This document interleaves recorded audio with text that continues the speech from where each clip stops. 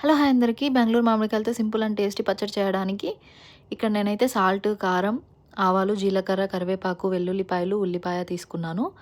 ఇంకా ఆయిల్ అవసరం పడుతుంది. అంతే అండి. చాలా సింపుల్ అండ్ టేస్టీ ఉంటుంది పచ్చడి. సో మనం ఉల్లిపాయ నీట్గా తొక్క తీసుకొని ఇలా ముక్కలుగా కట్ చేసేసుకుందాం. ఒకవేళ మామిడికాయలు ఎక్కువైతే ఉల్లిపాయ, వెల్లుల్లి క్వాంటిటీ కూడా పెంచుకోండి. సో ఇంకా రోల్ తీసుకొని ఈ వెల్లుల్లి అందులో వేసుకొని నీట్గా కచ్చాపచ్చగా దంచుకొని పక్కకు పెట్టుకుందాం. దాని తర్వాత మామిడికాయలకి తొక్క తీసుకోవాలి నీట్గా. మనకు తెలుసు మామిడికాయల్లో చాలా రకాలు ఉంటాయి కదా, బంగినపల్లి, రసాలు, అది ఇది అంటూ.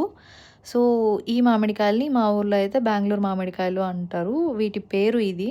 సో దీనికి వేరే వేరే పేర్లు ఏమైనా ఉంటే కూడా కామెంట్ చేయండి, నేను కూడా తెలుసుకుంటాను. సో ఈ మామిడికాయలు మా సొంత తోటలోనివి. ఇండియా నుంచి వేరే వాళ్ళు వస్తుంటే తెంపి పంపించారనమాట. సో నేను కష్టపడుతున్నానని పక్క రూమ్ లాంటి టీ ఇచ్చారు. ఆ టీ పొట్టలోకి వేసుకొని వచ్చిన ఎనర్జీతో మామిడికాయలని తురిమేద్దాం రండి. దీని మధ్యలో ఉన్న గింజల్ని ఇలా సపరేట్ చేసేసేయాలి. సపరేట్ చేసి నీట్గా తురుముకుందాం. ఈ మామిడికాయలని మామూలుగా రోకలితో దంచుకోవచ్చు కదా, పీసెస్ లాగా కట్ చేసి ముక్కలుగా కట్ చేసి అనుకుంటే అలా కూడా దంచుకోవచ్చు. కాకపోతే మామిడికాయ ముక్కలు ఏంటి అంటే రోకలి కింద నుంచి జారిపోతూ ఉంటాయన్నమాట. అది జారిపోయి బయట పడిపోవడం, అటెళ్ళిపోవడం, ఇటెళ్ళిపోవడం అంత చేయడం కంటే ఇలా తురుముకోవడం అన్నది చాలా సింపుల్. ఇంకొక విషయం ఏంటి అంటే ఇలా తురుముకొని ఇప్పుడు నేను చూపిస్తున్న ప్రాసెస్‌లో మామిడికాయ పచ్చడి ఈ బెంగుళూరు మామిడికాయలకు మాత్రమే సూట్ అవుతది. వేరే మామిడికాయలతో ఇలా చేస్తే అస్సలు బాగోదు టేస్ట్.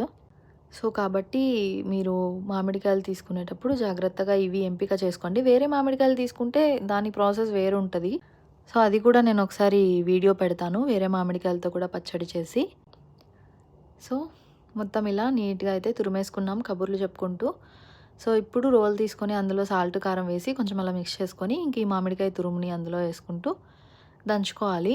నేనేంటి కొంచెం కొంచెంగా వేసుకుంటున్నానని మీరు కూడా అలానే వేసుకోవద్దు. బికాజ్ నాకు రోలు చాలా చిన్నది కాబట్టి నేను కొంచెం కొంచెం వేసుకుంటున్నా. కొంచెం దంచిన తర్వాత మళ్ళీ ప్లేస్ సేవ్ అవుతుంది కదా, అలా అప్పటికి ఇక్కడ ప్లేస్ సరిపోక కొంచెం పక్కకి తీసి ఉన్నది వేసి మిక్స్ చేసుకొని మళ్ళీ లాస్ట్లో మొత్తం వేసి మిక్స్ చేసుకున్నాను. మీకు రోల్ పెద్దదైతే అంతా ఒకేసారి వేసేసుకోండి, టైం సేవ్ అవుతుంది. సో మొత్తం అంతా ఇలా ఉప్పు, కారం ఆ మామిడికాయకి పట్టేలాగా దంచుకోవాలి. మరీ మెత్తగా దంచేయద్దండి, అస్సలు బాగోదు. సో దంచుకొని అంతా ఓ పక్కకి బౌల్లోకి తీసుకోవాలి. చూస్తున్నారు కదా, ఇలా నీట్గా పక్కకి తీసేసుకోండి. చూడండి ఎంత కలర్ఫుల్గా ఉందో కదా. ఇప్పుడు పోపు పెట్టుకుందాం. పోపు కోసం స్టవ్ మీద ప్యాన్ పెట్టి ఆయిల్ వేసి హీట్ అయిన తర్వాత అందులో పోపు దినుసులు, కరివేపాకు, వెల్లుల్లి, ఉల్లిపాయ వేసుకొని మగ్గిన తర్వాత మామిడికాయ మిశ్రమాన్ని వేసి ఒక 5 మినిట్స్ మగ్గించుకో తీసేసి వేడివేడి అన్నంలో సర్వ్ చేసుకుంటే అద్భుతం ఉంటుంది టేస్ట్. రెసిపీ ట్రై చేసి ఎలా వచ్చిందో కామెంట్ చేయండి. వీడియో నచ్చితే లైక్, షేర్, ఛానల్ని మర్చిపోకుండా సబ్స్క్రైబ్ చేసి సపోర్ట్ చేయండి. Bye bye.